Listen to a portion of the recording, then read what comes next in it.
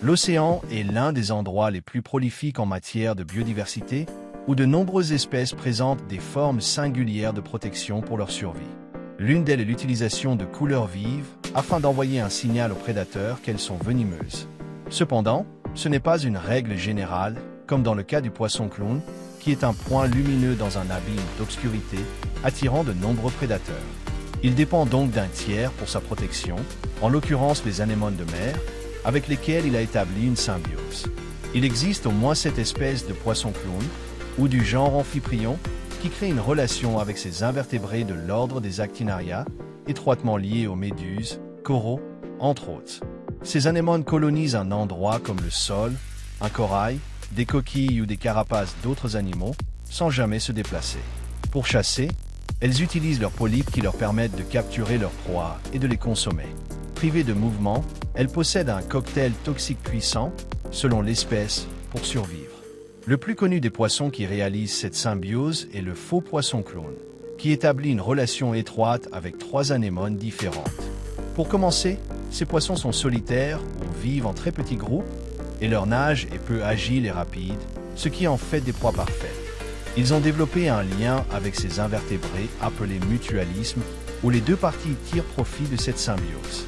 D'abord, le poisson clown devient immunisé contre le venin de l'anémone, en se frottant à elle à plusieurs reprises, acquérant ainsi une immunité supérieure à celle évolutivement présente chez d'autres espèces, au point de produire un mucus qui l'empêche d'être piqué par les cellules urticantes des tentacules de l'anémone. Celle-ci devient donc une cachette parfaite pour ce poisson lorsqu'il est menacé, lui offrant un lieu pour dormir et se reproduire. L'anémone, quant à elle, en tire également grand bénéfice.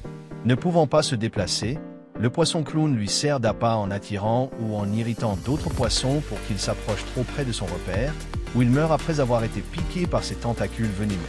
Le poisson clown agit aussi comme un gardien pour l'anémone, en se nourrissant de petits invertébrés qui pourraient la prédater, car étant petit, il pourrait éviter ses tentacules.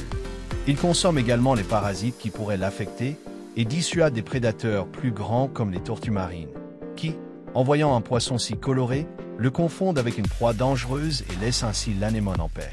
Lorsque le poisson se nourrit et laisse des morceaux trop gros pour lui, il les offre à son hôte, permettant ainsi à l'anémone de grandir et de lui offrir une protection accrue. Une preuve que l'union fait la force et que s'entraider permet de survivre, une relation qu'ils entretiennent depuis très longtemps. Voilà le lien entre les anémones et les poissons clowns. J'espère que la vidéo vous a plu. Si c'est le cas, mettez un j'aime et partagez-la pour faire connaître cette chaîne. Je vous laisse mes réseaux sociaux afin que nous puissions rester en contact. C'est également par ce biais que je ferai les annonces relatives à la chaîne. Si vous êtes nouveau, je vous invite à vous abonner et n'oubliez pas de laisser un commentaire ou une question qui vous serait venue. Merci beaucoup d'avoir regardé cette vidéo. À bientôt.